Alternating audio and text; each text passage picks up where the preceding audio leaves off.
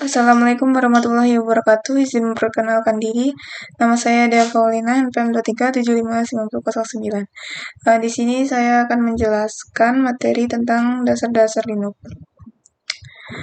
Jadi yang pertama kita gunakan VirtualBox dengan login, kemudian memasukkan password. Sebelum login kita di sini setting dulu. Untuk settingan kita ubah menjadi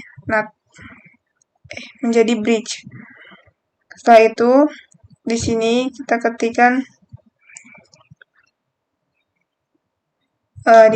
ketikkan untuk ls itu untuk mencantumkan konten directory.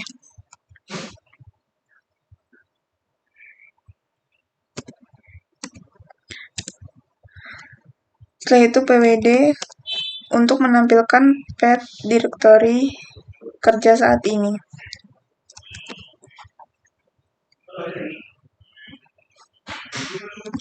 Setelah itu kita akan membuat directory baru dengan mengetikkan mkdir.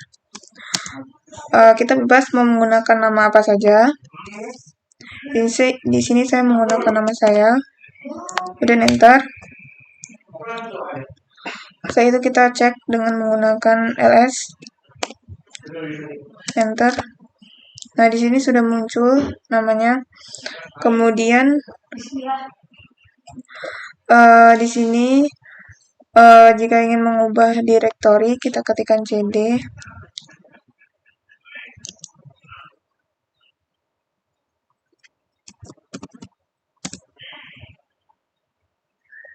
Nah, di sini sudah muncul. Setelah itu kita bisa ubah lagi.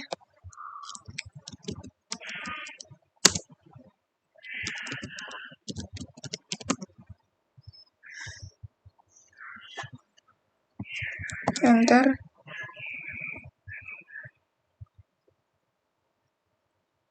Sorry. Salah. Di sini seharusnya kan tadi kita sudah menambahkan. Kita bisa kita menambahkan lagi, kita cek lagi.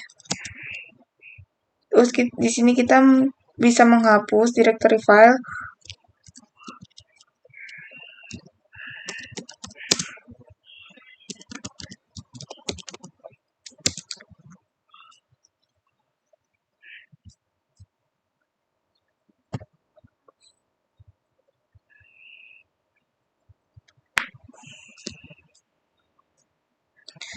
Di sini error.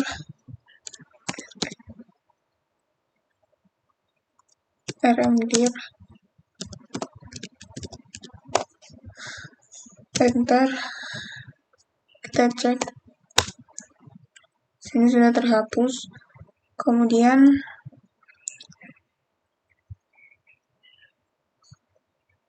di sini ada touch dia untuk membuat sebuah file kosong atau baru.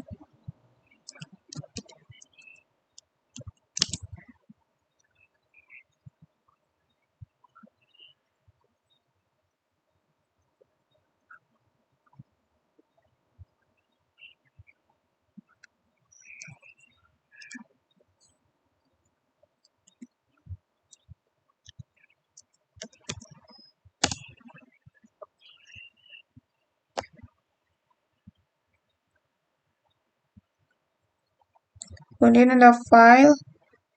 File ini berfungsi untuk memeriksa.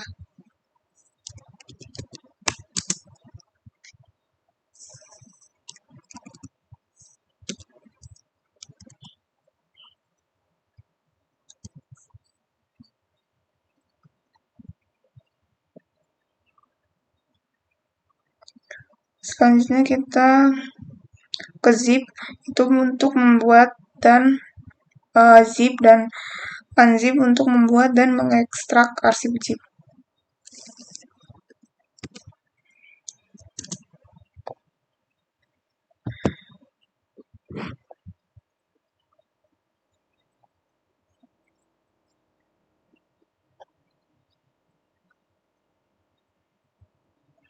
Nah, sebagai contoh, perintah di bawah ini akan mengompresi not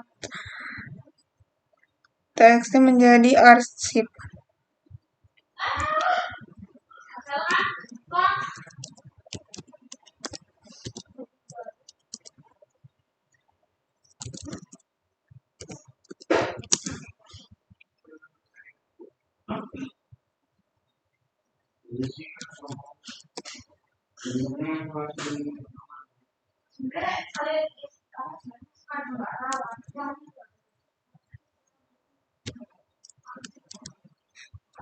Ter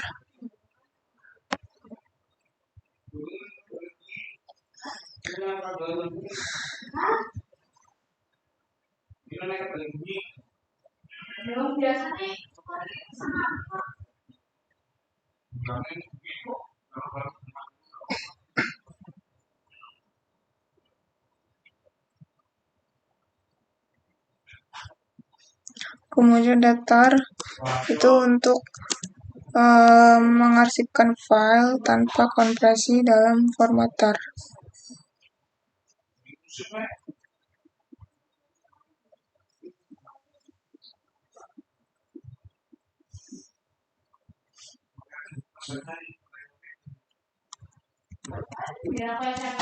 Setelah itu ada nano, v dan z. Di sini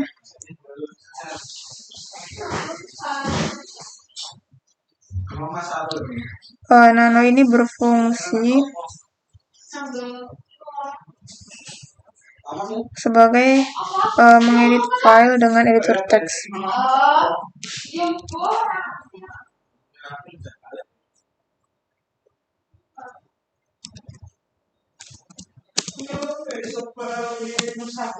Di sini kita bisa mengedit teks.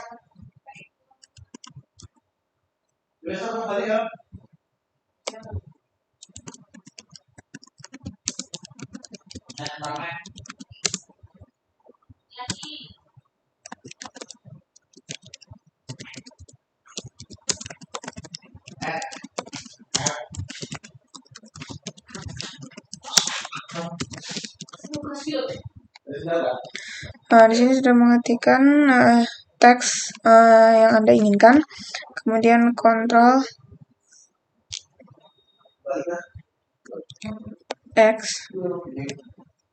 finish, enter. Setelah itu bisa menggunakan V juga bisa. Setelah itu kita ke cat. Cat itu salah satu perintah dasar Linux yang paling sering digunakan. Jadi ini berfungsi mencantumkan, menggabungkan dan menuliskan isi file ke dalam output standar. Sintaknya itu cat nama file txt enter.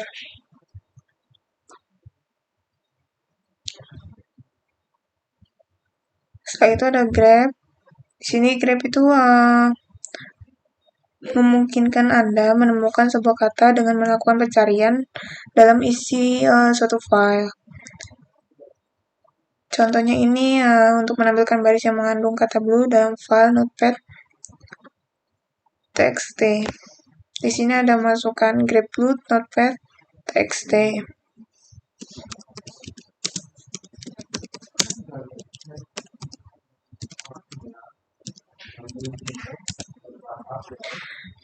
Di sini tidak bisa karena tidak ada instalannya.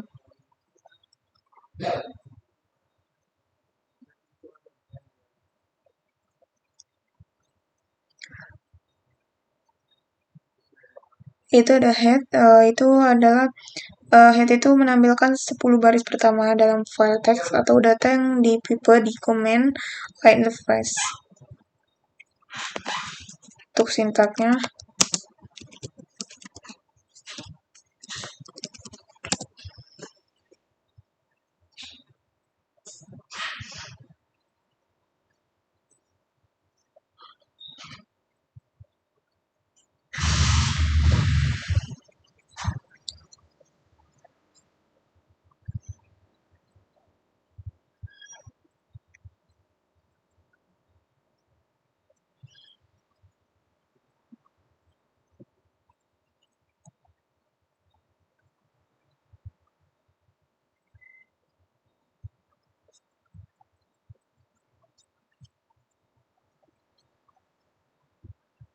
Selanjutnya yaitu tile. Tile ini berfungsi untuk menampilkan 10 baris terakhir dalam sebuah file yang berguna untuk memeriksa data baru atau error. Enter. Selanjutnya ada AWK, itu berfungsi untuk memindai pola ekspresi reguler dalam file guna mengambil atau memanipulasi data yang cocok.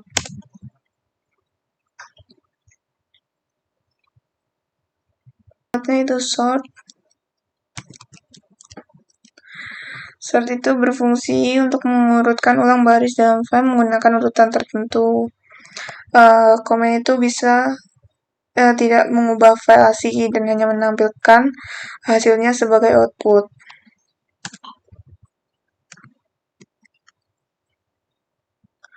Selanjutnya ada cut. Cut itu berfungsi untuk mengambil bagian dari suatu file dan menampilkan hasilnya sebagai output.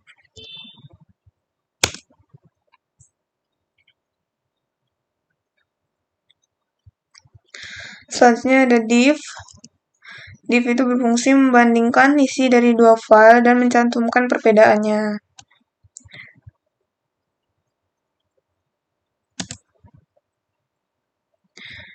Kemudian T itu menulis input pengguna ke dalam output.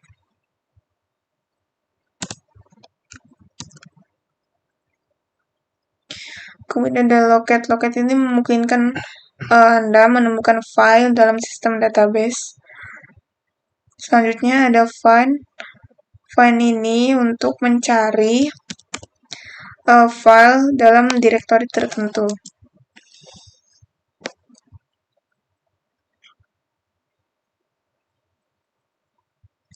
Contohnya ada untuk mencari file, nama itu file 1.txt di dalam folder direktori dan subdirektorinya menggunakan perintah di bawah ini. Kita ada find home name file 1.txt. Kemudian ada sudo. Sudo itu adalah salah satu perintah di dalam Linux yang paling dasar. Sudo ini berfungsi untuk menjalankan perintah dengan izin administratif atau root. Lalu ada su. Ini berfungsi untuk menjalankan program di sel Linux sebagai user lain.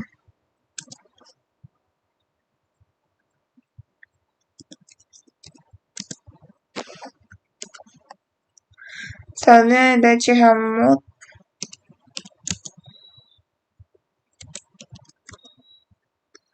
Berfungsi untuk mengubah izin direktori atau file di Linux. Kemudian ada chown. Ini berfungsi untuk memindahkan kepemilikan file, direktori, atau link simbolis ke username yang ditentukan.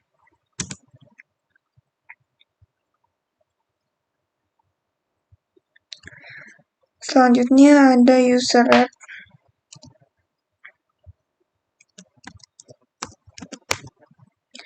Itu berfungsi untuk membuat akun user Linux baru. Kemudian passwordnya diubah dengan perintah password.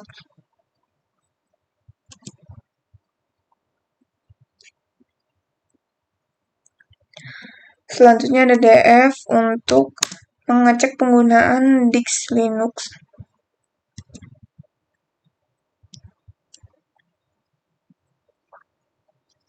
Sini ada.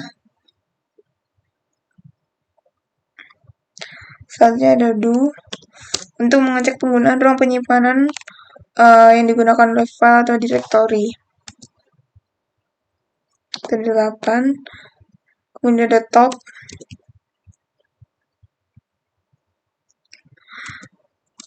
Top itu berfungsi menampilkan daftar proses yang sedang berjalan dan kondisi real-time system termasuk penggunaan resource. Kemudian ada htop adalah program interaktif untuk memantau resource, sistem, dan proses server.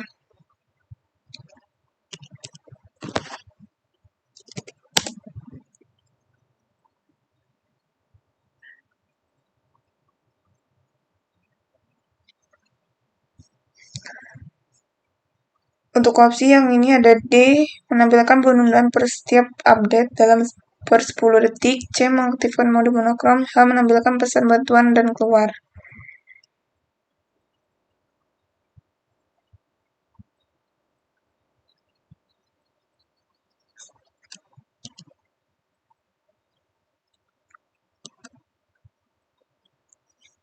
Kemudian ada PS. PS ini berfungsi untuk membuat snapshot dari semua proses yang sedang berjalan di sistem Anda.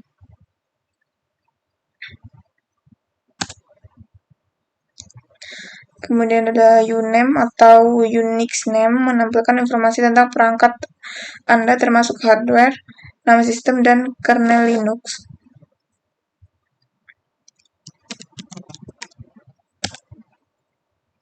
Di sini saya menggunakan Linux. Kemudian ada hostname itu untuk menampilkan hostname sistem.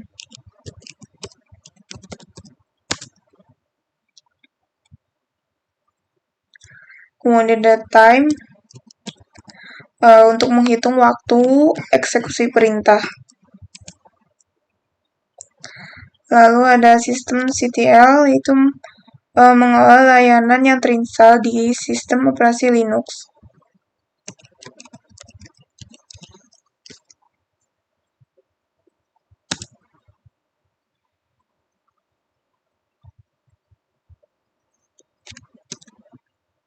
Kemudian ada watch itu menjalankan utilitas lain secara terus-menerus pada interval tertentu dan menampilkan hasilnya sebagai output standar. Selanjutnya ada jobs.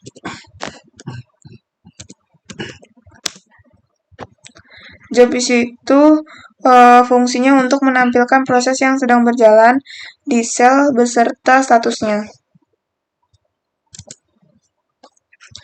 Lalu ada kill. Nah, perintah kill ini untuk mengakhiri program yang tidak merespon. Lalu ada shutdown.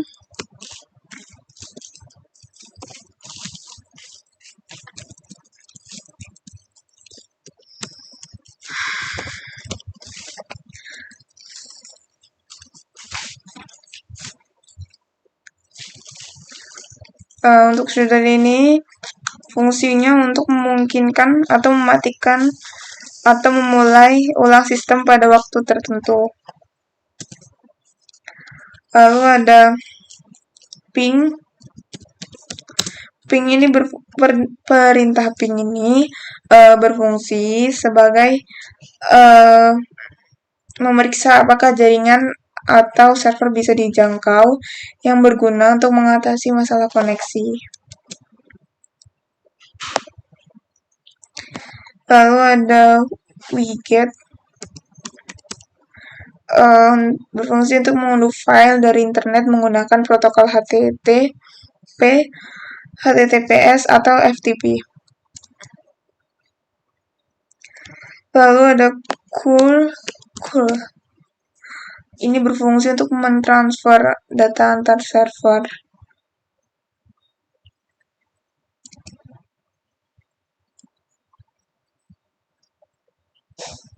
Kemudian ada escape.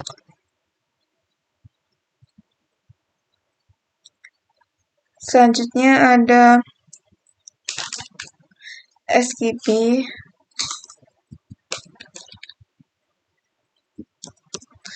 Ini berfungsi untuk menyalin file atau direktori atas sistem dengan aman melalui jaringan. Lalu ada RSYNC,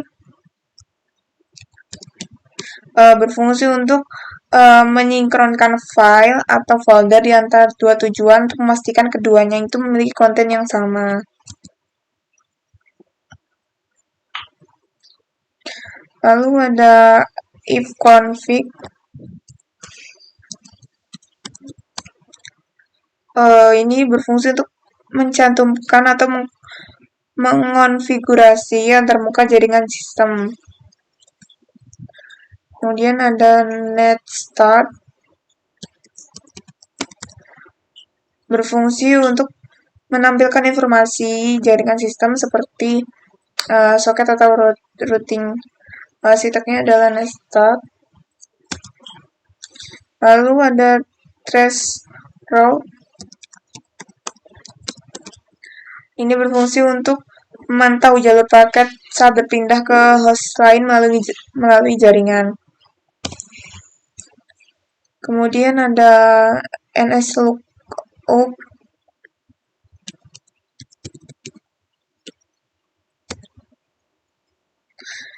Berfungsi meminta server DNS mencarikan domain yang terkait dengan alamat IP tertentu dan sebaliknya.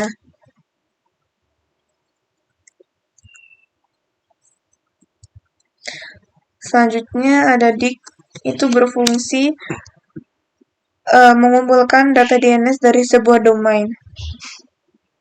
Selanjutnya yaitu history. Nah, di history ini berfungsi untuk mencantumkan perintah yang sebelumnya dijalankan.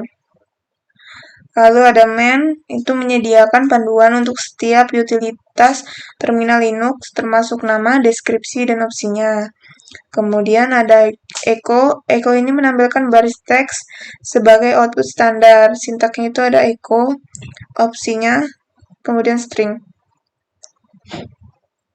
Kemudian ada in, memungkinkan untuk membuat link antar file atau directory untuk menyederhanakan manajemen sistem. Lalu ada alias atau unalias, itu menginstruksikan shell untuk mengganti sebuah string dengan string lainnya, memungkinkan untuk membuat pintasan sebuah program atau nama file atau juga teks. Lalu ada call. Call ini untuk menampilkan kalender di terminal Linux. Hasilnya itu akan menunjukkan tanggal hari ini kalau tidak menentukan bulan dan tahun. Ini contohnya. Lalu ada apt dan dnf, itu adalah tool command line untuk mengelola advanced Pascal tool apt di Linux berbasis Debian seperti Ubuntu dan Kali Linux. Sekian yang dapat saya sampaikan mengenai dasar-dasar perintah Linux. Kurang lebihnya saya mohon maaf. Saya akhiri. Wassalamualaikum warahmatullahi wabarakatuh.